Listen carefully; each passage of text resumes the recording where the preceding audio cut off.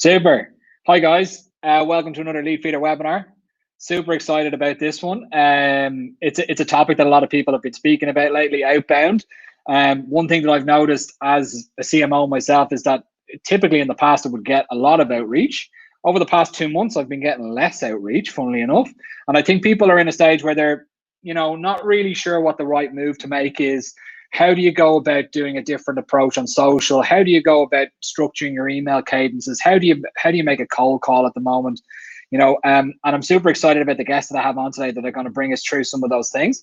So before we get started and I introduce the guests, just a couple of bits. If you have any questions, please use the questions tab up on the top right hand corner. What we'll do during the Q&A session, there will be the opportunity to upvote some of those questions or all the questions, whatever ones you want. And then I'll pose those to either Dan or KD, and we can take it from there. Please feel free to throw some stuff into the chat as well. We do have some members of the Leadfeeder team in the chat. So if you have any questions that need immediate answering, please put it in there. But otherwise, we'll get to questions towards the end, okay?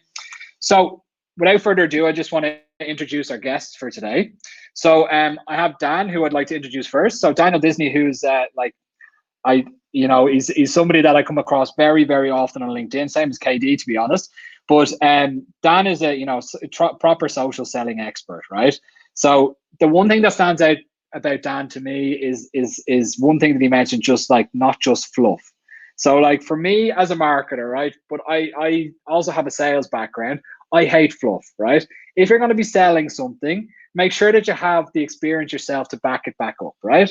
So Dan is somebody that's selling himself and selling how he does social selling and how you should do social selling, but he's actually done it himself. So some of the stats around him is that he's opened up 25 million GBP in LinkedIn leads. He's gotten 600,000 followers on LinkedIn, right? He's the author of a book, £1 Million LinkedIn Message, and he's also set up the group, The Daily Sales.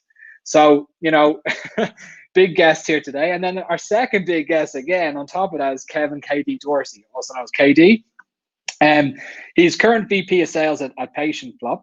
But the thing is with KD, just to mention that would be such an understatement. Kevin or KD is one of the people that as I said about Dan, I come across very, very often on LinkedIn. Nearly every single thing that I see Kevin post on LinkedIn is getting probably like 1,000 likes, right? There's lots of interaction going on around him. He offers such a good message, and I really enjoyed the content that he pushes out. He's been one of the most influential sales leaders on LinkedIn, and he's won awards for that. And he's also just started his own private content stream at Patreon, which is called the InsideSales Excellence. And I'm really excited to have KD on today because he's going to bring us through some of the cold calling and cold email cadences that have worked really well for him. So I will stop talking now and hand things over to our guests. And we're going to start with social selling with Dan. Over to you, Dan. Thank you very much, Andy, and thank you for an epic introduction there. Hello to everyone. It is an honor to be here today. These Leadfeeder webinars are fantastic, and I'm really excited to come and share some tips and insights with you today. So I'm going to talk you through social selling, how you guys can leverage LinkedIn and the world of social media to generate more leads, to generate more sales opportunities, build more pipeline. But as Andy said, no fluff, no theory. We're not going to go out there chasing likes and followers and hollow engagement just for the sake of it. We're going to chase these things for real metrics, for genuine sales opportunities. So I'm going to jump straight into this, guys. As Andy mentioned, any questions, pop them into the questions part. We'll do a nice little Q&A at the end. But let's get started. Wanted to quickly open up because some people don't really fully understand why social selling is important, why LinkedIn is important as a sales tool. And one of the easiest ways I can describe it is using those little finger mazes, those sort of square mazes. You get 2 or 3 doors going into the maze, one leads to the middle, all the others lead to dead ends. This is prospecting right now. This is sales prospecting in 2020. Every single one of your prospects, every single one of your customers, even myself as a consumer, you guys as consumers, we all sit within our own little mazes and we each have different preferences. For some people, the only way you are ever going to get through to them and get them to buy from you is by picking up the phone and calling. And KD is going to give you some insane tips on how to do that. But for some people, they're not going to answer your cold calls. myself as a consumer, and I've made tens of thousands of cold calls, led cold calling in my sales teams for years. Personally, I'm not a fan of answering cold calls from salespeople. So if you're trying to sell to me, as many people do, cold calling is not going to be your effective strategy. But utilizing things like LinkedIn and social, well, that's where I am. That's where I'm present. And there are tons of people out there. I met a decision maker from a manufacturing company, a few £1 million turnover each year. They do not take cold calls. They were so passionate about this fact that they never answer a cold call, but they spend 2 hours on LinkedIn in the morning, 2 hours on LinkedIn in the evening. That's where you're going to reach them. So it's just appreciating that everyone's different. There is a pond of fish to fish in of sales opportunities by picking up the phone. There's a pond of fish to fish in by using LinkedIn. Same for email, same for text, same for post. As salespeople, our job is to make sure we're using as many of those opportunities as possible. So let's start off by looking at some of the mistakes that salespeople make very commonly on social selling. And when I get sort of called in to come and help a company with their LinkedIn and social selling usage, these are the things I usually find about 80-90% of the time within the team. So number one, poor LinkedIn profiles. Most companies that hire me, that is one of their biggest symptoms. Poor, disorganized LinkedIn profiles, missing lots of information, fully focused on the salesperson and how great they are at selling. No uniformity, really difficult to understand what it is they actually sell, what problems they solve, who they help, etc. Just a really poor group of profiles. So I'm going to give you tips on a lot of these things, by the way, in today's session. Number two, not creating good content. So probably one of the worst things that salespeople often do is they just reshare the company's posts. And usually this is because marketing have told them to do so. So I'm not going to blame the salespeople for this. But all you see on their feed is just a blind reshare of the company's blog. It's not good content. It's not getting good engagement. It's not going to be generating opportunities. It's not going to be growing a personal brand. So again, another symptom of poor social selling. Number three, sending terrible salesy LinkedIn messages. I did a blog about this today. I've written a book about it. These are horrendous. And I've seen some of them. And there's one in the blog I shared today. If you go on LinkedIn and have a look at it, there's an example that's shared.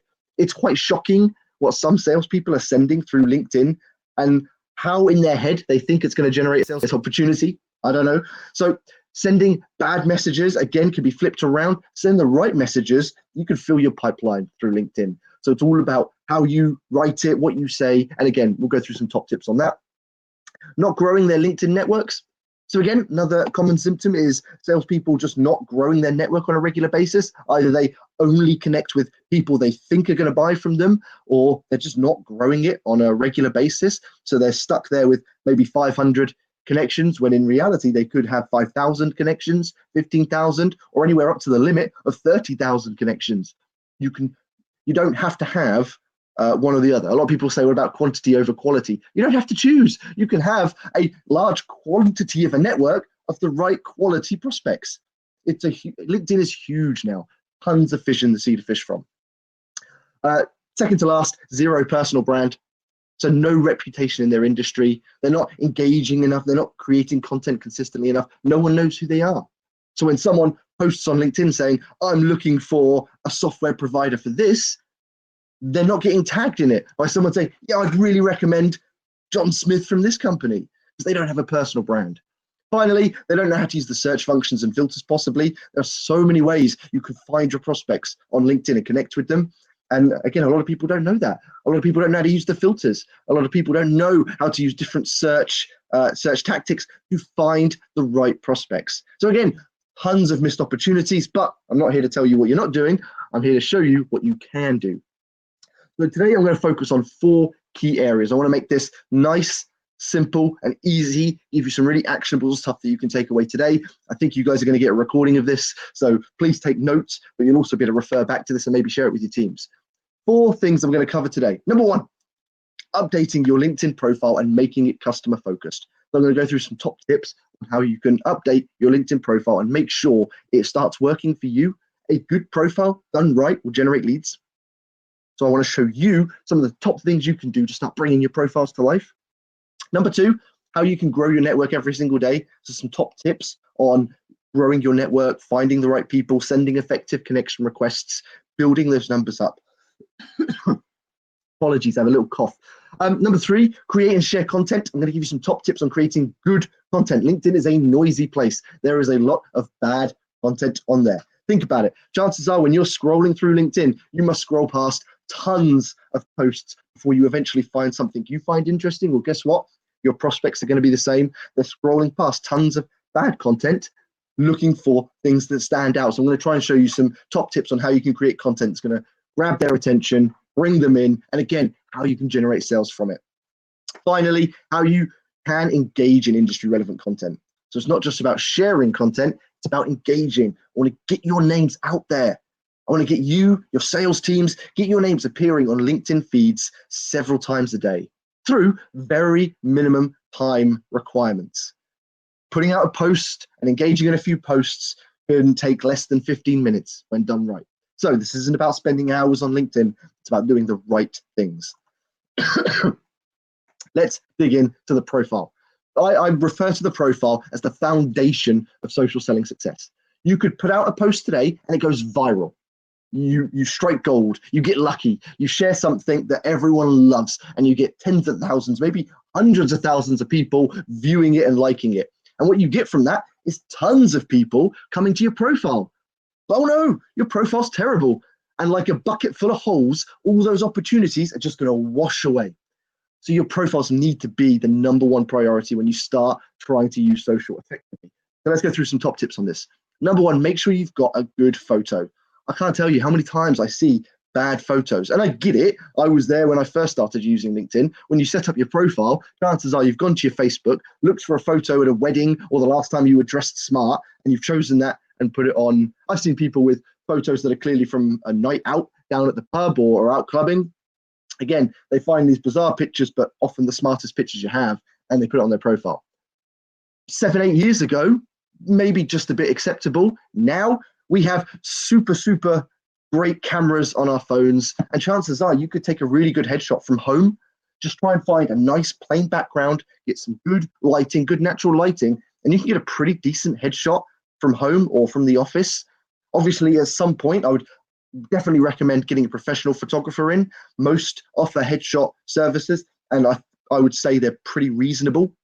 One of the things I want you to think about when we dress ourselves as sales professionals or sales leaders, be customer focused. If you were going to go to a customer meeting today, you would make sure you looked the part. You would dress smart, and it would cost a lot to make sure you've got smart clothes. But we never apply that same logic to our digital presence, which for some of you might be the first impression your prospects and customers ever have of you. So the small cost of a headshot is going to be nothing compared to a new suit or a new dress, or whatever it is you might need to wear. So professional headshot at some point when things are a little bit easier to do that, I'd highly recommend. But in the meantime, if you're not comfortable or confident in your profile photo, find a nice plain wall, a plain color wall, could be any color, and get someone to take a picture or time it. Then it can take a picture, shoulders and above, smiling, looking at the camera, happy days. Good profile photos, probably the first thing they're going to notice when they click on your profile. Number 2 is your banner. So it's the background image that's behind your profile photo, if you can imagine that on your LinkedIn profile. I'd say 45% of people don't have a background image, or what they have is really plain and doesn't actually say anything. Maybe it's just a color or an image, but it doesn't tell you what they do. It's not necessarily always appropriate to what they're selling or the industry they're working in. A small other percentage then have just the company logo. But again, most company logos don't really tell you what the company does. It's just a company name. This is your own personal or company billboard. These profiles can generate tons of views on a daily basis. So what you want that background to do is tell them in a nice, easy, engaging, digestible way what it is you do. What do you offer? So what I'm kind of suggesting is having the logo, the company name, so people know where you work, but then just having a sentence or a few bullet points that highlight what it is you do. So when someone reads it, they see a nice photo, they look at the background, and they start to get an idea of what it is you offer. All about planting these seeds in your prospect's mind. As they scroll through, they're starting to get a better understanding of what you do. It almost becomes a pre-qualification checklist. So when they get to the end, hopefully if they tick the boxes, they think, yes, I buy this, or I need this, or I'm looking for this. Yes, all these questions make sense. This person looks good. The company looks good. I'm going to drop them a message. So a good background. I use something called canva.com. www.canva.com, free to use. They've got LinkedIn banner templates, and you can drag and drop logos, change text, really easy to use. But already with those two things, you'll instantly start bringing your profile to life and making a much better first impression than what most profiles do. Very quick tip on this: if you're part of a company, you've got a sales team of a size, I would personally recommend having a level of uniformity. So I'll give you a quick example. Gong do this really well. Gong do the call listening software, amazing company. If you go on their company page and look through their staff, you will see they have these great uniform profiles. So they have the same banner images, and then they have their profile photos. The background of the photo is the same coloring as the background. So it creates a bit of uniform, looks amazing, does not take away from an individual personal brand, which is what everyone says when I start talking about uniformity. It does not. Your personal brand is built from your content, your engagement, and each profile is individual. So each profile is filled in individually. All it is like wearing branded shirt. You still can stand out on social, but that uniformity looks amazing. That's the smartest way you can make an impression on LinkedIn. Number 3, your LinkedIn summary. So again, most people fill in their LinkedIn profile like a CV. It's built like a CV. Most of us set this up when we're either looking for work early on in our careers. So we often make it about us and we write it like a CV. But again, most summaries in that case are written like a personal statement. So they're usually 1 paragraph long. I've seen some people with just 1 sentence. There is a lot of land that you can write on your LinkedIn summary. First of all, switch it around and make it about your customer, not about you. Your customers and prospects don't want to know how great you are at selling. That's just going to scare them away. They don't want to know how many times you've won President's Club and smashed your targets. They want to know, how can you help them? What can you help them achieve? How have you helped similar people? Who do you help? And how can they get in touch? Make it about them. Take them on a journey. Top tip on this one, break it up. So, and this is the same for content, but having clear spaces between your sentences on your summary and in your content will make a big difference in the amount of people that actually read through. No one likes chunky paragraphs on social media. We're scrolling and we're scrolling fast. Big chunky paragraphs put us off. Spread it out and you're going to actually get people to read as they're scrolling down. So have those clear spaces, make it about your customers, and just highlight who you help, how you help them, what you help them achieve, how you've helped similar people, and how they can get in touch with you. Pop to my profile if you want to see. You'll see the general template that I teach. Nothing too complicated, but have a look. You get an idea of what I mean by updating your summary. Number 4, your recommendations. This is the cherry on top of a LinkedIn profile. We live in a review and recommendation world. I don't buy anything unless I see positive reviews online. And guess what? It's built into your LinkedIn profile. So if you haven't already, make sure getting recommendations is part of your monthly cycle. Every time you close a new sale, ask them for a recommendation. It's not that hard to do. There's a great statistic in the referral world in sales where it's like 91% of customers would be happy to give a referral, yet only 11% of salespeople ask for them. And it's pretty much the same in recommendations. Salespeople aren't asking for them, but chances are most of their customers will be happy to give them. There is going to be no one more trustworthy or effective at selling you and your product than a happy, satisfied customer who's got what they paid for. Because that's what people are worried about. They're worried about being sold something that's not going to deliver what you're promising. So when you've got people telling them, people that they might know or recognize, for companies they might know or recognize, saying, yes, it works, that's going to help massively. So make sure recommendations are a big part of your strategy moving forward. They really are the cherry on top of your profile. A few tips for you guys to get started on moving forward, and to give you a bit of an idea, here's my profile at the moment. Background photo, giving you an idea of the matching color scheme. The headline, the job title bit underneath my name, there are a lot of options with this. Very little differences in results. You can just have your position. You can have the helping people achieve style, or you can have this where it's sort of the bullet point style. Again, I've tried them all over the years, minimal difference. The real stuff comes from your background and your summary, but some good tips to get you started on there. All right, let's dive into network growth tips. So how can you grow your network? Number 1, I'd recommend adding 5 to 10 new connections a day. I would recommend not adding more than 20 to 30 new connections a day. for a good reason. I've seen a few people recommend adding hundreds a day, but then what happens is very quickly you'll get banned from LinkedIn. It's a temporary ban, and it will only ban you from adding new connections, probably for about 2 to 3 weeks. I've been banned about 7 times across my LinkedIn journey. So it's only temporary, but that's still frustrating. That's still limiting you from what you're doing. Keep it under the radar. When you start adding too many and they're not accepting quickly enough, LinkedIn starts to think you're a spam bot or a third-party software that's mass adding, and that's obviously damaging to their users. So again, keep it under the radar. 5 to 10 minimum and 20 to 30 maximum shouldn't cause any problems. Be open-minded with who you connect with. So I mentioned at the start of this, one of the big mistakes is some salespeople only connect with people they think are going to buy from them. It's a big mistake. When you connect with someone on LinkedIn, you're not connecting to one person.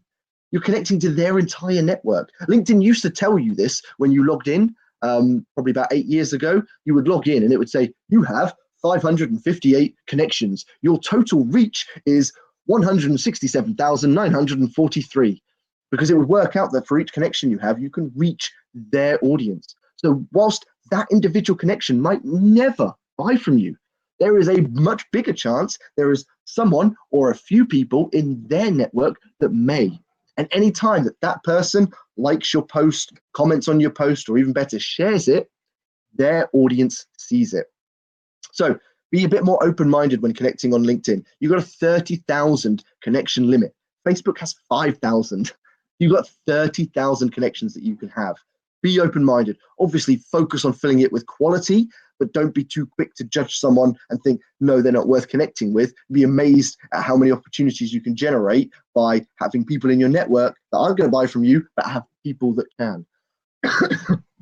Number 3, add prospects within prospects organizations. Again, another trap that salespeople fall into. Maybe they're targeting the VP of marketing or the CMO, so they connect with those, but they don't connect with anyone else in the business. I'd recommend connecting with everyone within your target decision makers team of all parts of the hierarchy, and then spread out through the organization. If you're targeting marketing, make sure you connect with people in the sales department, connect with people in the finance department, connect with people in the operations team, the technical team. They each have the potential to help you when you influence the decision maker. They might provide you insights because they'll all be sharing content.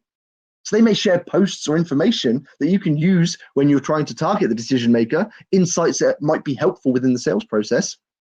Again, very valuable people to have within your network. And within the department itself, connecting with all those marketing people, they're going to be connected to other marketing people and other marketing leaders. So again, it's just opening your mind to thinking on the bigger picture of your LinkedIn network.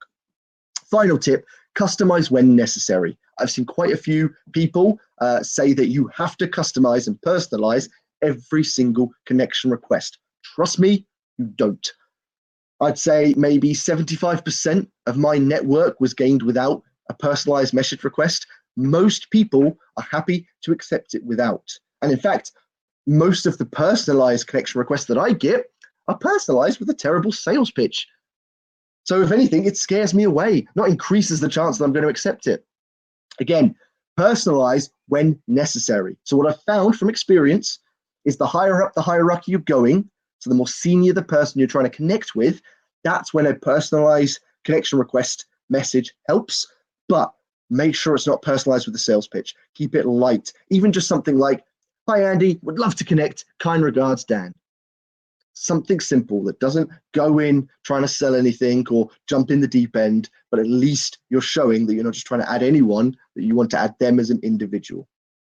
There's a few other variations about that, but key is only customize when necessary. It takes time. If you're adding 30 people a day and customizing each one, you're going to double the amount of time it takes. Just customize when necessary. Higher up, or the smaller the network or the less active they are, the more beneficial customization can be. All right, content. So hopefully you're going to have better profiles and you're growing your network on a regular basis. Already you're going to start seeing results from that. Content is where you take it to the next level. And I mean, KD will testify for this. His content is insane, fantastic content, and it's helped him achieve tons of great stuff. So content is key, but again, it's not easy. Now, my background's sales. My background's traditional sales. I was brought up in sales, knocking on doors and making cold calls. When I first thought about putting a post out on LinkedIn, I was scared. I had no idea what to do. So I sympathize with anyone in sales who's never posted on social media before, how scary it is when you first do it. But guess what? Making my first cold call was scary. Knocking on my first door was scary. Everything's scary when you first do it. So here's some top tips. Number one, give value in your content. Salespeople go into autopilot when they're using social media and creating content. They just start talking about their product because they've got this salesperson autopilot switched on, and that's what they think they have to do. Scrap that. Give value. Share your stories, share your thoughts, share your insights. One of the biggest tips I gave at the beginning of lockdown was take a picture and share your home office working space, because everyone's in the same boat. Everyone's curious and nosy. What equipment do you have? What space have you created? Posts like that were doing really good, still are doing really good. Find stories that you can share that are valuable to your audience. Not about your product, not about your service, but about your customers, about your industry. Share some tips, share some insights. Grab thoughts from thought leaders or experts and share them. Valuable to your audience. I'd recommend the 80-20 split. Right now, most people, 80% of the content they share is not valuable to their audience. Resharing your company's blog is not valuable to your audience. Flip that around. If 80% of your content is valuable, you're going to achieve so many more results. So make it valuable. Number two, have those spaces. Said it with the summary. Have those spaces. When people send me sort of templates of posts that they're looking to share, most of the time, the first thing I'll tell them is stretch that post out and just add a few more spaces. Drives so much more engagement. To have those spaces. Number three, share your stories, your tips, your knowledge, your experience, your thoughts. Just share you. People just want to know what you're doing. They want to know your thoughts, your experiences. That's what a personal brand is. People buy from people. So be a human being and share that. That's how you get that buy-in. That's how you build trust. That's how you build relationships. Finally, find ways to be creative. I'll give you one example. I'm recording a sort of mini video, sort of podcasty type series with two people from two different companies this Friday, but we're going to record it from beds, and they call it breakfast in bed, and they're sat in their bed. I'm going to be sat in my bed. That's creative. That stands out. No one's doing that. So try and find ways that you can be different. Maybe it's recording a video while you're out for your leisurely walk. Maybe you're walking your dog and the dog could become part of the video. There are so many little ways you can be creative in these things. Find ways that you can do stuff that's unique to you and can help you build a unique personal brand. Right, let's get this finished off because I don't want to take up any of Katie's epic time. A few examples of posts here for you guys, just to give you some ideas. Again, spacing. Top 2 to 3 lines are all that's visible when you post a written post on LinkedIn. So make sure they stand out. So like this one, you don't need to sell ice to an Eskimo. Instantly going to stand out with salespeople. Nice and bold, take them through the story. Again, similar style, look at those breaks in the sentences, makes it a lot easier to read.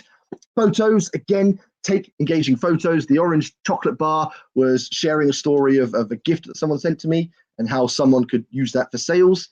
You can do book reviews and take a picture of you holding a book. Again, by taking pictures of you, you get your face out there, people get to know you.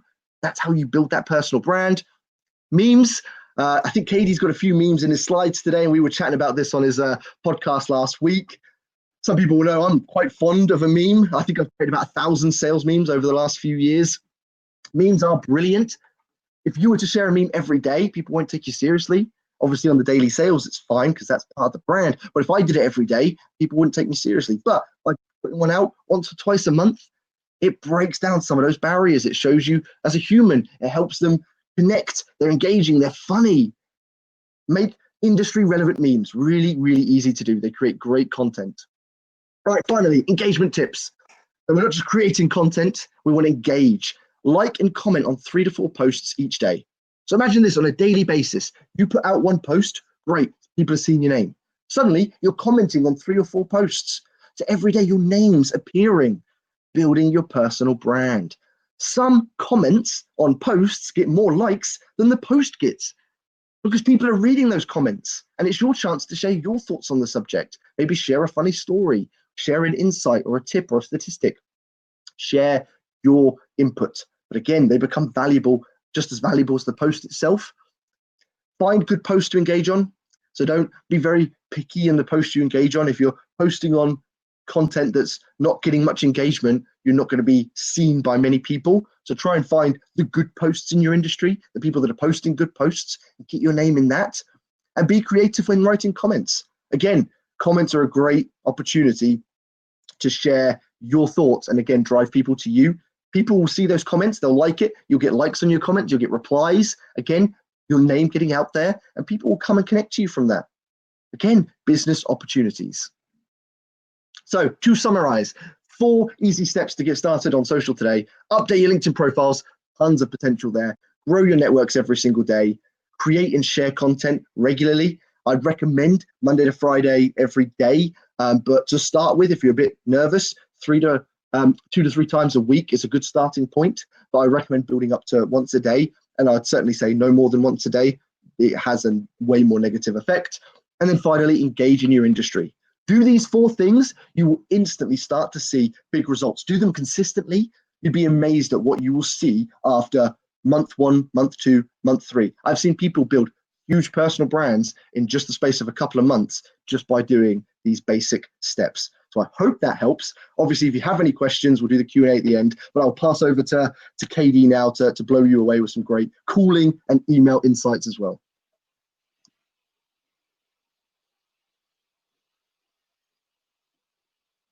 You're on mute there, KD, mate. There we go. Okay, you got me? All right, y'all. Let's rock. So Dan, gold as always. Everyone listening, follow what that man says, okay? Because also too, what he talks about isn't actually that hard. The difference will be how many of you actually go do it or not. That's all that's really going to stand out. I think that what the stat is, 20% will actually do it. Only 10% will stick with it for more than a month, and less than 6% will do it ongoing. Be part of that 6%. You'll be shocked. You'll be shocked. Building a brand has changed my life. Bar none. It's been one of the best investments I've ever made in my entire life. And it has carried me now through my career. So start now. But do keep this in mind. My first post got 1 like. My first article that I wrote, like I spent weeks writing this article, 2 likes. All right.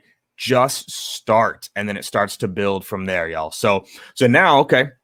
You followed all of Dan's advice. You've been building up your social network, but eventually you're going to have to either get someone on the phone, right? Or you have to use the other channels, right? Of you want to do social and calling and emailing and direct mail and face-to-face, whatever you can do to prospect. So we're going to go into the cold calls and the cold emails here. All right. So I'm going to start with the scripts, right? And I know people hear the word script. They go, ooh, scripts don't work. Scripts make me sound robotic. Scripts don't let me have a free conversation. Okay, so no, none of that is true. All right, let's cut that out real quick. Scripts don't sound anything. You sound robotic. It's not the script. All right. I'd be willing to bet of the 461 people on right now, every single one of you has watched a movie before. Every single one of you has listened to a song before. You know what all of those use? A script.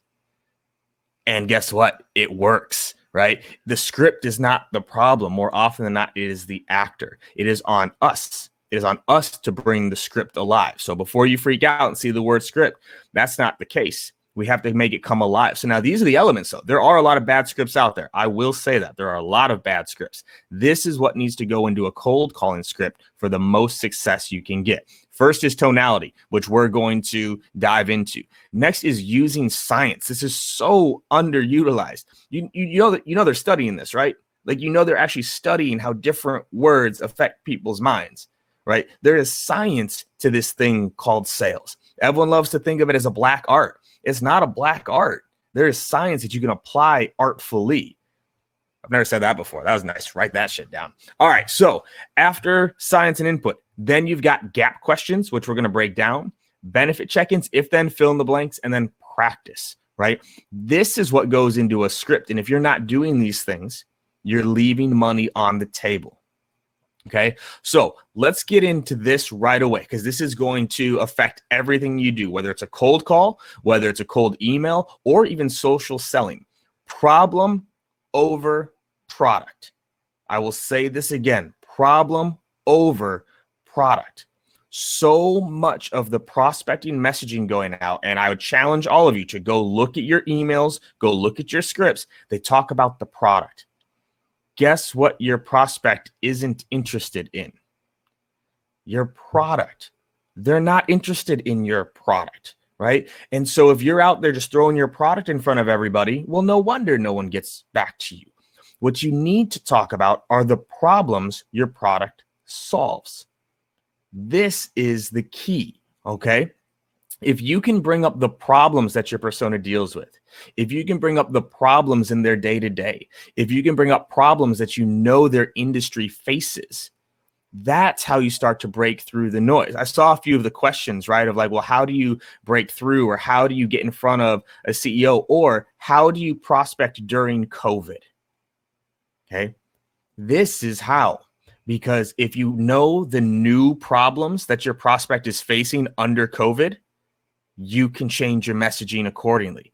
The reason why people were getting blasted is because they were taking the same messaging when their prospects had new problems, right? I'll use us even as an example at PatientPop. One of the problems we used to solve, right, was you aren't seeing enough patients. Well, COVID came. Now you can't see any patients. That's a different problem, and we were able to change our messaging, right? So what you want to ask yourself, right? We don't have time to do the exercise, but normally I would take you through this. What are the top problems that your prospects have that you solve? Okay. What are the problems? Easiest formula to do this, take the benefits of what your product does and reverse them. Take the benefits of what your product does and reverse it. Those are the problems, right? So if I'm talking about like Daniel Disney selling social selling, right? He's not just going to go, oh, social selling is going to make you more, It's, you know how a lot of people haven't really made social selling work, or they put a lot of time in and they don't get results, or you getting connection requests and no one's accepting. Which one is going to improve the results more? It's going to be talking about the problems your prospect is facing, right? Something to keep in mind about human beings, we are not very future-based creatures. I don't think you need a lot of evidence to understand that, right? We don't make a lot of decisions properly for the future. We make decisions for the now. So talk about what's happening with your prospect now. That's how you start to break through the noise, okay? So then this is the next section. Right? Marketing tends to be a little bit worse than this at sales, but sales does it too. What would your customer say? What would your customer say? Okay. If I call it the long day after work test, if you can't picture your prospect getting done with a long day of work, sitting down, pouring a drink, taking a deep breath and going, oh, God, I wish I had a. Okay. Do you think they've ever sat down like, God, I wish I had an industry-breaking, groundbreaking, disruptive product that's going to 5x my pipeline with a... They don't talk like that, okay? Again, I'll use myself as an example, right? When I first started at PatientPop, we were a practice growth platform. Do you think a lot of doctors sat down after a 14-hour day, poured that glass of scotch, took a deep breath and said, God, I wish I had a practice growth platform? No, they don't talk like that, right? So you need to find out how your prospects talk about the problems you solve. You need to find out how your prospects describe your product. So this is what I recommend every sales org and sales team do. You need to go and interview 30, 40, 50 customers and ask them these questions. First one, how would you describe our product? How would you describe our product? What do you tell your friends our product does? Second question, why did you buy? Salespeople, I'm going to be honest with y'all. Most of y'all don't know why people actually bought your product. You think you know, but you don't know why they actually bought your product. You need to find out. Why did they buy? What problems were you hoping they'd solve? Notice we already talked about problems. Do you know what problems they were hoping to solve? What's gotten better since? Now you're building testimonials and case studies. This next one is gold. What were you nervous about? What were you afraid of before buying? This is where you get the unsaid objections. Quick tip, salespeople, I don't tell you all my objections. I don't tell you everything I'm afraid of. You're the salesperson. I know what your job is. I know what you're going to try to do. This is where you found out what the unsaid objections are. You can put that into your messaging, right? And then this last one, what almost prevented you from buying? If we stopped the presentation right now, but you just went and did this with 50 customers, I promise you, your cold calling, your cold emailing, and your social game would improve significantly. Take a screenshot, ask these questions, because then it's going to roll over into your scripting. Also, by the way, do you think you might be more confident after you've spoken to 50 customers? You realize salespeople don't talk to customers, right? And how comical that is? All we do is talk to prospects. We hardly ever talk to customers. The customers are already giving us money. We should probably learn from them. So what would your customer say? This is also how you start to build significantly better cold emailing and cold calling scripting. So now let's shift over to here. Okay, we're going to make that call, right? You've gotten over the shaky hand fear. You've gotten over it, right? You're like, oh my God, okay, here we go. I'm going to make this phone call. We got to master our tonality. This is the missing sauce in most scripts, because we either come in two ways. Normally it's three. Either we sound super nervous, we're very monotone, or we're like over the top Billy Mays 5 cups of caffeine enthusiastic, right? Quick idea here. Who's the only stranger that calls you and is excited to talk to you on the phone? It's a salesperson, right? My phone rings. It's a number I don't recognize. I pick it up and it's, hey, how's it going today, man? It's Bob over at Super Biz Prospecting. How you doing? Damn it. Here we go, right? It's too enthusiastic, right? But that's what we preach to everybody is, hey, like energy. That's not always the case. A calm, confident tonality tends to trump a very high energy tone.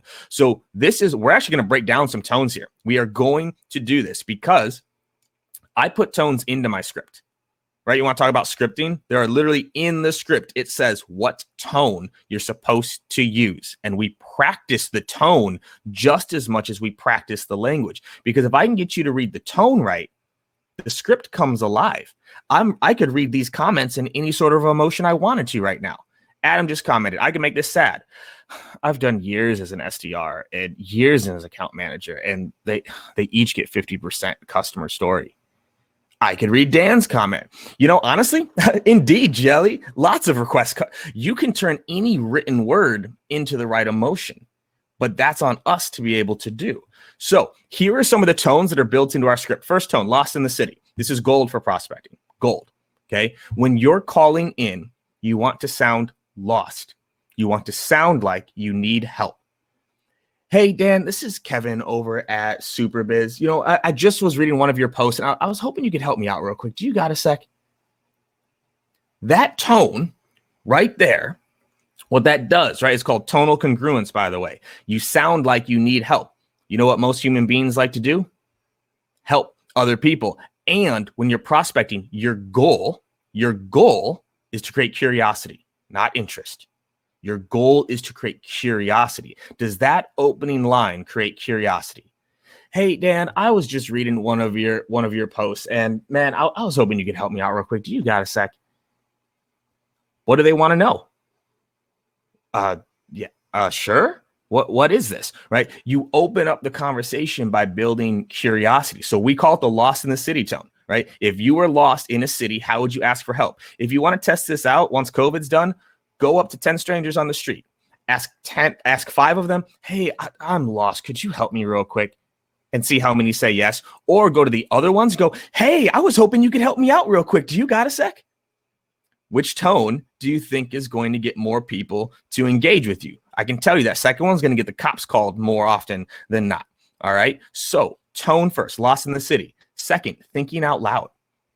Okay, this is something that pulls people in. We call it the thinking out loud tone. When you're trying to like put things together, you go, you know what, Dan, this might make sense, man. Like you do a lot of social selling and you seem to be getting pretty good results, but the emails could probably improve a little bit. Like we might be onto something here. Like, could we set something up?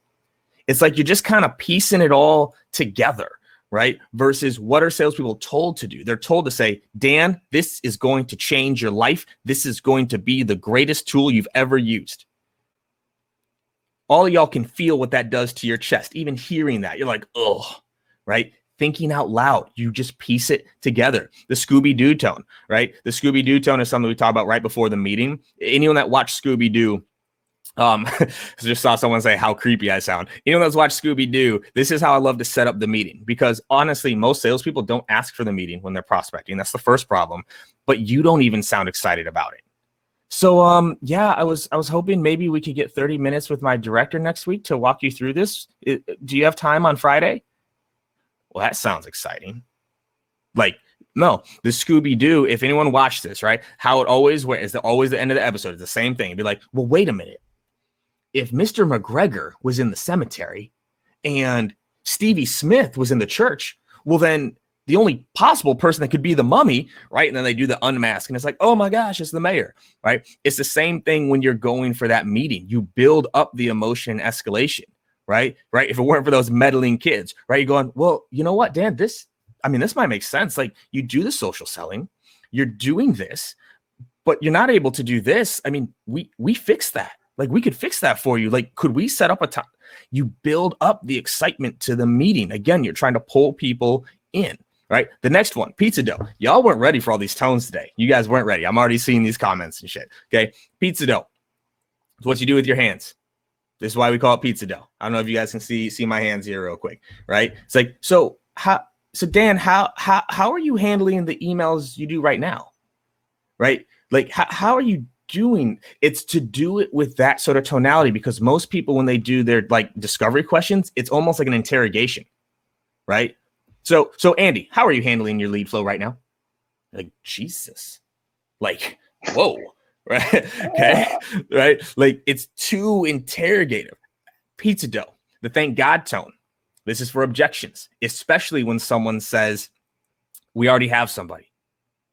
We already use someone. We're happy with someone. How do most salespeople sound? They fold, right? Like, oh, I'm sorry. We go the other way. Oh, thank God. Thank God you're using something.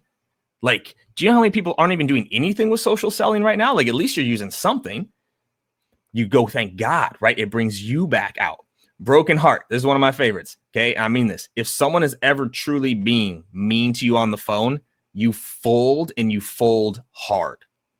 I mean this. You fold, and you fold hard. Someone's like, what the hell? How dare you call me? Never call me again. Da-da-da-da-da. You go, oh, I'm sorry. You're right. I shouldn't have called you. Like, honestly, I just wanted to help. That was all I was really trying to do. But you're right. I shouldn't have called you. I'm so bad. Like, I'll just send you an email. Is your email bob@superbiz.com? Like, I'm sorry. You guys will be shocked. You will be shocked how many people will go, wait, I'm sorry, what is this call about? Because no one wants to feel bad. No one wants to feel bad, but you do it. Okay. Last one I'm going to give you, strategic downtones, and then we'll move into actual scripting. I got screenshots and stuff. We're going to go into it. Salespeople, stop confirming people that what they're doing is good, great, and okay. Okay. So when you're asking discovery questions, you know, a lot of people do, right? Hey, so Dan, how are you doing cold emails right now? And you go, oh, I do it manually. And they go, okay, good. Hey, Andy, how are you handling like your lead flow right now? Oh, I got to put it in a spreadsheet. Awesome. Okay, sweet. Great. Okay, good. All we're doing is we are confirming the status quo is good. That's the complete opposite of what we're trying to do. This is subconscious, by the way. You're saying good. What are they hearing? Good. Strategic downtones. Hey, Dan, how are you doing cold emails right now? Honestly, I'm writing them all manually. Ooh. Yeesh. Manual. Ouch. Whew. I had one rep she called the bacon and eggs, the sizzle. Right? Like this here, because what was the goal of prospecting? I told you all this. If you were paying attention, it's to create curiosity. If I walk out the door right now, I'm going out to dinner with my wife. My wife says, ooh, you're wearing that? Damn it. Right? Why? Why did you ask that? Okay, that's what we're going for here, right? We're trying to unsell the status quo. So I hope y'all like these tones, because this is what we teach. This is built into the scripts, right? Uh-oh, is my screen not moving? Would you look at this? Oh, some scripting, right? Scripting. What does it say right here in the beginning? Lost in the city / I need help. It is built into the script as a reminder. Hey, Dan, this is Kevin from Service Titan, and you come up. You know, I was just on your website. I was hoping you could help me out real quick. Do you got a sec? That opening line is going to get you through so much more. Then we go permission-based. So I'm a permission-based salesperson. I'm not going to bulldog people. I'm not going to push people. Notice how soft this is.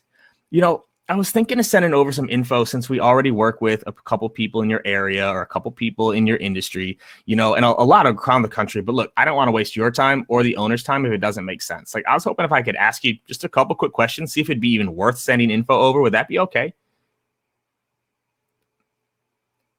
Y'all, listen to that. Okay. I'm getting permission to ask my questions. Okay. I'm putting in social proof. I'm getting permission, and I'm using what's called a layered question. Just so y'all want some extra psychology here, I was hoping you could help me out real quick. Do you got a sec? That's called a layered question. By saying yes to you got a sec, what else are they saying yes to? Helping you out. Okay. Now they've agreed. Now we've got law of consistency on our hands. They said they would help you. So now when you go to the second question of say, hey, I just want to ask you some questions because I was thinking of sending over some information. Not I was trying to book a demo. Not I was trying to sell you my product. Just like, hey, like, just thinking of sending something over.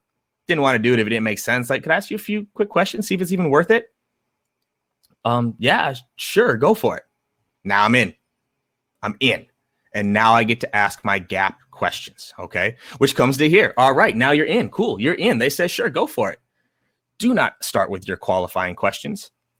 And I'm sorry if I just pissed off a bunch of sales leaders on here, but do not start with qualifying questions, because you have maybe 2 to 3 questions before the person's going to rush you off the phone. And if your first question to me is, how big is your team? Do you have budget established for a purchase in the industry that we're looking for? Who else is involved in your decision? Gone. I'm gone. You need to have a gap question built so you can keep the curiosity building and bring the problems to the forefront, right? So here's how you ask a gap question. How are you blank to make sure blank isn't happening right now?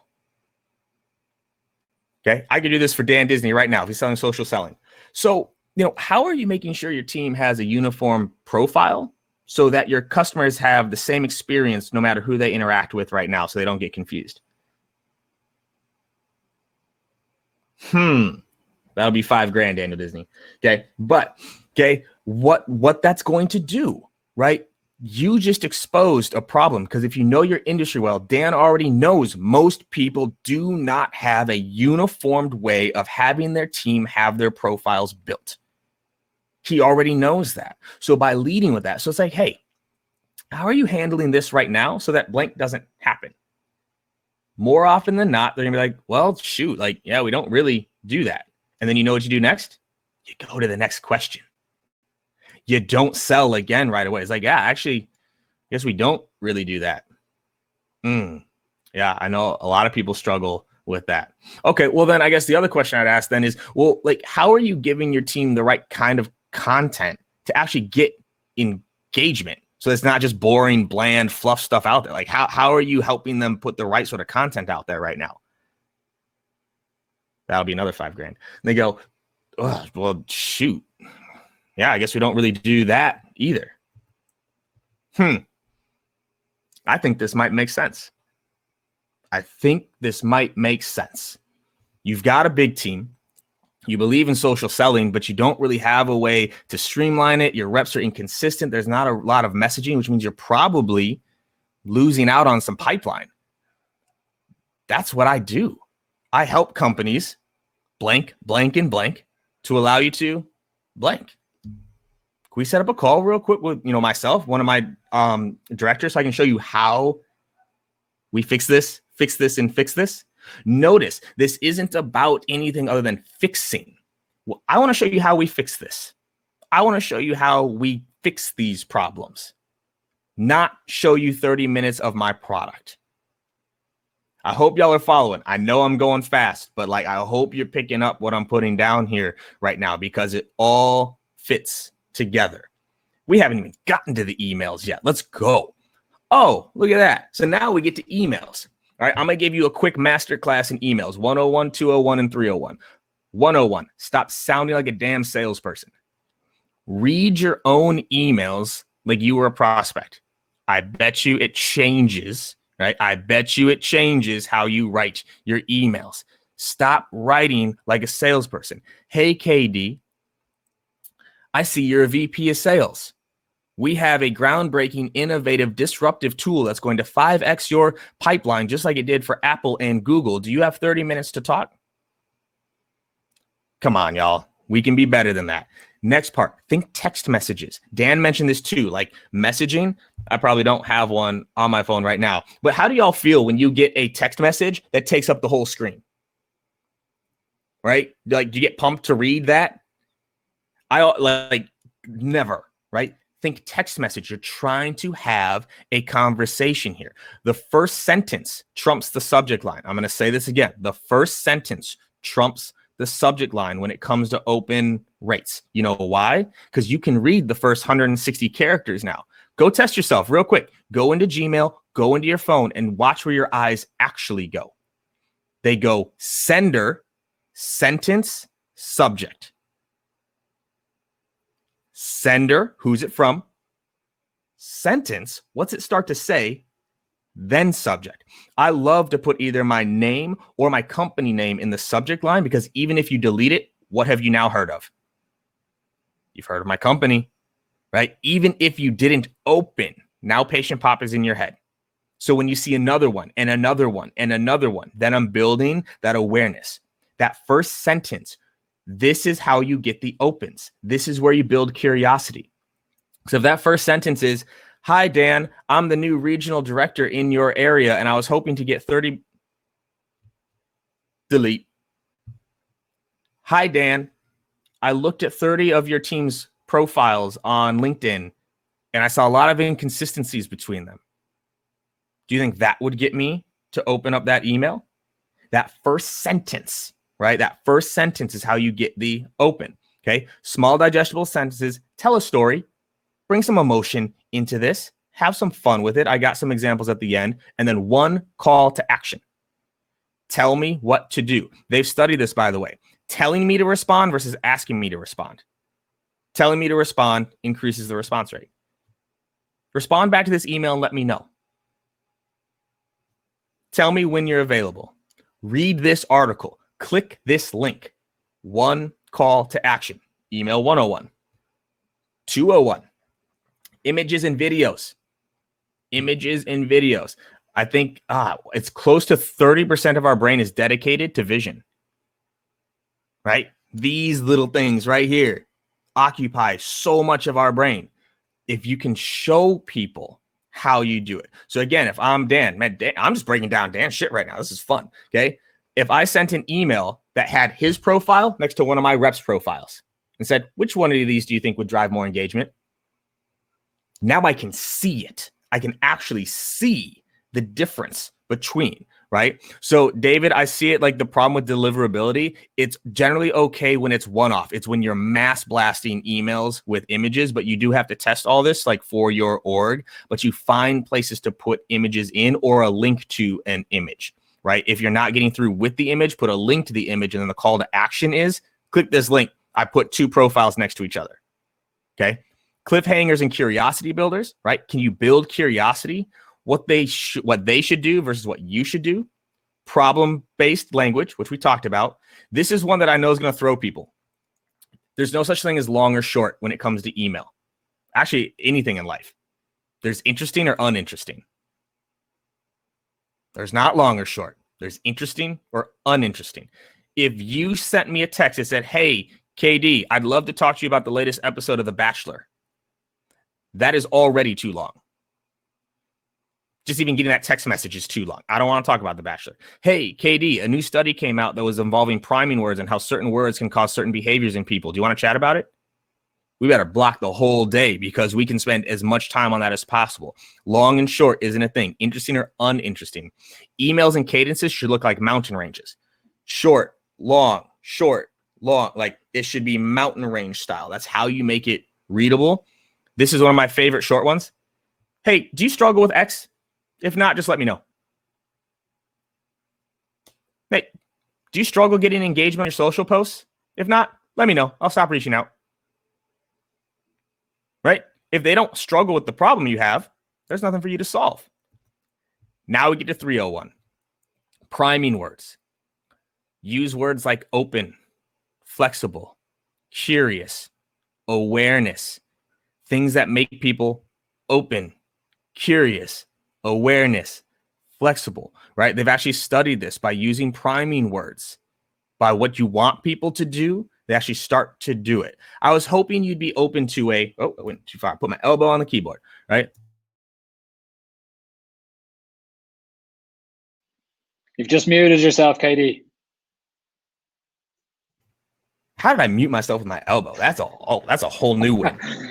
Congratulations. Okay. The first one ever, I believe. First one. Okay. If I said in that first sentence, I was hoping you'd be open to exploring something I found on. Open, exploring, found. All in that first sentence. You know what that primes them for? Opening an email, exploring what's in it, and finding new information. And by the way, this is not me coming up with this shit. This is things that they have already broken down and studied using priming words. This is why we're in the 301. Specific call to action. It's not always about a response. I have emails that are 100% designed just to get a click. Can I get you to the website? Can I get you to a blog post? Can I get you somewhere else? Because if I can get you to engage, you're more likely to take my call. If I know you clicked on something, you're more likely to take my call. Now, I know the data rules are different in the US versus like the UK, but also too, if I can get you to my website and they accept that cookie link, now my ads follow you everywhere, right? So now you see me on LinkedIn, you see me in your email, you see me in your phone box, and you're seeing me while you're scrolling Instagram and Facebook. I am everywhere. That's how you build prospecting awareness, which is the whole goal. Curiosity and awareness. Man, I've been seeing this. And by the way, this is what happens when people start, who is this Daniel Disney guy? And they don't even know why they're Googling him. Geez, maybe because they've seen his name 5 different places. And now they start to go, well, what is this social selling thing? I don't know. Who do they find when they look up social selling, right? Be everywhere, okay? Pay attention to B2C marketers. They tend to be way ahead of B2B marketers. Pay attention to B2C. How do they write emails? How do they do ads? How do they write copy? Miles ahead of B2B. Okay, so I'll break this down super fast because I know we're already on time. That's because Dan went too long. It wasn't me. This is another formula that you can put in here. KD, FIC. And the KD is actually truly on accident. I didn't try to do this. But if you're trying to do like an email formula, here's what I know about you, your team, your persona, your industry. Did or doing. Here's what I did because I know you are a VP, or because I know you are in sales, or because I know. Here's what I found. Here's the impact of what I found. Here's what you should do about it. Right? Hey, KD, I know you run a large sales team. And because of that, I took a look at, 30 of your team's profiles. Here's what I found. They're pretty inconsistent, and it doesn't look like they're all calling customers in at the level you'd probably want them to, which means you're probably missing out on some, pipeline you could build off of social selling. Read this article on how to actually get your team to have a unified profile. Let me know if you find it interesting. That short, sweet, strong, no, did, found, impact, call to action. Okay. Quick bonus, videos. Videos go a long way because now you get to combine 2 things: the scalability of email, the tonality of phone, with face-to-face who you are, right? It brings it all together there, right? You can convey the tone. And this is something we made a big shift in during COVID because everyone been pretty emotionally charged during COVID. A lot of emotions, a lot of fear. Well, that means they can read your email in the wrong tone, right? They can read it in the wrong tone. Right. So Madison just said, awesome. Thank you for the recording. So many good takeaways. If I'm stressed and I'm worried, you know how I read that? Awesome. Thank you for the recording. So many good takeaways. I could take it and just make it completely negative. But if that were a video, you control the tone. right? Now, here's a big tip, though. If you're sending video, you need to sell me on why to watch it. Video was a cool new thing 3 years ago. Oh, someone sent me a video? Let me watch this. It's not new anymore. Why should I watch it? What's in there, right? Like, you also got to understand it's kind of creepy. Just remember this, okay? Hey, I made you a video. About what? Right? Like, what's in that video? Just because you're holding a little whiteboard doesn't mean I'm going to watch your 90-second video. Okay. Sell me on why I should. Hey, KD, I take you through a live breakdown of your social profile, showing you where I think some improvements could be made. Maybe get you a few more views. Oh, well, now I'll open that email. All right. So sell me on why to watch the video. Okay, fill in the blank personalization. This is just a mini rant here. If your reps aren't personalizing emails, you don't need them. It's that simple. If it were that easy that you could just send out templated emails and book appointments, you don't need SDRs. You don't need to prospect. You can just load it all into Marketo. Okay, look at this email here. I have right in there, insert what you found. Insert the education snippet, right? So we have snippets in our like SalesLoft software of like, here's a good education on this or a good education on this, but it's fill in the blank. I can write the template, but then here's where you put in the bad thing you found, and here's the snippet that you go into it, and here's where you put your social proof. Your templates need to have fill in the blank, not what's it called? Dynamic tags, right? Where it's just like, hey, Kevin, I saw you work for PatientPop and you are a VP. That's not personalization. That's customization. Personalization means you could only send it to that person. That's personalization tokens, I think, is what you're looking for. Those tokens that, yeah, I know what you mean. That's not personalization. That's just my name, right? So these are what some snippets look like, right? Of like, here's testimonial snippets, here's education snippets. I have this broken down by industry and persona, right? If I'm going to a surgeon, here's the snippet for that. If I'm going after OB-GYN, here's the snippet for that. Here's the testimonials that talk about the things that we want them to talk about, right? This is how you do customization and personalization at scale. So last thing I'll end on here, let's have some fun, y'all. Let's have some fun, right? I hope this was fun and valuable, but I guarantee there's a reason why I try to make this fun too. You're more likely to remember it. You'll remember this because it was fun. Not because it was educational. And because you remember it, that's what then allows you to apply it and come back to it. That's why we try to have fun with these things. Prospecting is the same way. Dan and I just talked about this on a podcast. Go on Google and search your persona. Search, like, say you're coming after me. VP of Sales memes. VP of Sales gifts. Funny VP of Sales coffee mug, funny VP of Sales shirt, VP of Sales jokes. What do VPs of Sales hate? What's the worst part of being a VP of Sales?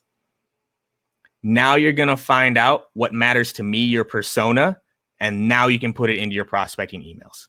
Now you can make posts about this, right? What do you think I'm more likely to engage with? Here's 5 tips on how to double your pipeline. Screw you. You don't know my pipeline. You can't double it. Here are the 5 things all VPs of sales hate. Number 3 had me cracking up. Clickbait still works, y'all, if you do it the right way. Okay. I'm probably going to read that and go, yeah, that's true. I do hate number 3. That does suck. Okay. Now I've seen your name with something funny, right? So go do this. Have some fun, y'all. So here's a couple of email examples with humor, right? So going after the plumbing industry, you know, a lot of plumbers hate handyman and duct tape. Because handymen say they can do the same thing as plumbers for half the cost. So look what I have here. Is your software a duct tape software? I'm pulling in duct tape into a cold email, y'all. Get on my level. Okay. Second one, doctors, don't confuse your Google search with my medical degree. Do I think that's funny? Yeah. A little bit of a chuckle. Do doctors think it's funny?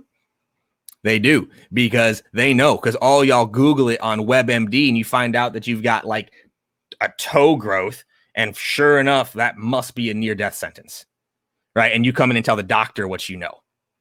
Okay. Doctors think this is funny. So it works for them. And I put it into my messaging. Okay. So with that, we made it. Boom. Guys, that was absolutely amazing, to be honest. It's a testament to the content that we've run over, and there's still so many people on. So both of you guys, I've personally learned a huge amount from hearing both of you speak. KD, one thing that will always stick out to me is the tone piece. I've never seen that spoken about in that particular way before, or actually really have that focus on the tone. That was something that really, really stood out to me from what you were talking about there. Dan, I've learned lots of tips from you as well. Like, I didn't realize before that you get a maximum of 30K connections on LinkedIn. I'm far from there, but these are little things that I did not know about, you know. I didn't know that they pause you for adding too many in a day if you go over 20 connections in a day. Like, little things like that have been so helpful for me personally. And I think based on the stuff that's been going on in the chat, I guess it's been very interesting to everybody on the call as well. So look, we still have nearly 350 people on, and there's a couple of questions. I think we'll just do one or two, and then we'll call it a day. But what I will do is, though, I'll share our LinkedIn with everybody. So if people do want to reach out directly afterwards, the LinkedIns are there. Please feel free at least to reach out to me. The guys have just shared LinkedIn as well. I'm sure the guys are pretty bombarded with questions anyway. But if there are things that you want answered, I'm sure the guys will be happy to answer via LinkedIn. But one question that did come up, and Dan, maybe you're the right person to answer this one. In terms of a message for requesting contact connection on LinkedIn, you did cover this slightly, but I'm just wondering, like, what is the best way, or what's the best message to have in there? One of the best message templates you can use when sending a connection request, if possible, is to reference a piece of content. Now, I think me and KD spoke about this on his podcast, but the key to this is be authentic. You can't just generically send out, hey, I loved your post last week. That's not enough. You have to reference, hey, KD, loved your post about tone and cold calling last week. You know, the Scooby-Doo one really reached out to me. Hyper personalize it, really show your homework. But if you can reference content, it just works so much better than most other forms. Obviously, not all of your prospects are going to be sharing content that will apply to a certain pool of them. But again, if you can, great. If it's not them sharing it, maybe look at their company's content, or maybe someone else within their organization that shared a bit of content, something that they should be able to connect with. But ideally, if they've shared a post within the last few days, even the last week or so, and you can reference it, great way to get your foot in the door. Bit of flattery as well, sort of stroke their ego by complimenting their post, and then show that you've made an effort and what it was that stood out to you. Great conversation start. Thanks for that, Dan. And one for you, KD. Considering the current situation, what's the best approach to reach a prospect? How's your team doing it? So honestly, a lot of it's what I just walked through. It's just changing the messaging with the new problem, right? And also, too, it is addressing the emotional side of things, right? So if you just approach your prospect like nothing has changed. Now, that doesn't mean send a, hey, like, how's this new normal affecting you? Like, we wrote emails and our scripting was like, yo, like, we know it's really tough and stressful right now. Like, we know it. Like, back to that did impact, like, dude, we know you're having a hard time seeing patients, which we also know is incredibly stressful, probably very frightening. Like, we're sorry that that's the case. Here's what we're doing to try to help, right? Like, we rolled out a telehealth product. It'll allow you to see patients that you can't see right now. Like, if you're too, and this is, by the way, like, again, not being too salesy, if you're too overwhelmed right now or there's too much going on, I totally get it. But if you're looking to try to get some of those patients back, let me know. We can set up a time. So it was a little bit softer, but again, giving them the alternative of choice there also is powerful. So same social, email, cold calling, direct mail, all that. We just changed the messaging to the new problem and made it a little bit more emotional. And that's how we were able to go through this time. That's perfect. That's really good advice. And I think a lot of people, and we were talking about this just before we came on, that a lot of people are actually afraid to do an outreach at the moment. They're not really sure, hey, is now the right time? Should I be actually speaking to people? Should I be calling people? Should I be sending people? And the message I get from you, KD, is do it, but just change your messaging slightly. Yeah. Yes. And we also too, like, I put on a quick pause, right? So like when it went bad over here, like the first like few days, I told the team, I was like, yo, pause. We need to figure out a different way to do this, right? Mm-hmm. The old way isn't working. And like the responses were like negative, right? Like, it wasn't just like, hey, take me off your list. It was like, do you have a soul? Like, what are you doing calling me right now? So I put a pause. I said, give me 48 hours to like dive in and figure out how we can change that messaging. And then we started coming out with more of like the softer emotional side. And that's what we're able to like pull people in with. So I'm not saying go full bore, but you got to make sure you take the time to understand your prospect. Back to what I said with customers, go talk to customers, find out what they're struggling with. You'll know what your prospect is struggling with. Listen to how your customers describe it, right? I'm afraid if I'm going to be able to keep my practice open or not.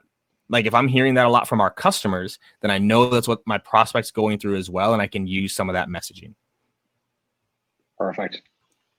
Guys, look, we've gone way over here. And I just want to say from my side, a big thank you to both of you. The content has been really, really great. Thank you for everybody for joining. And guys, I wish you all the best, wish you good health. And I really hope that we can do something like this again soon. Hell yeah. Thanks, everybody. Thank you so much, guys. Take it easy. Bye.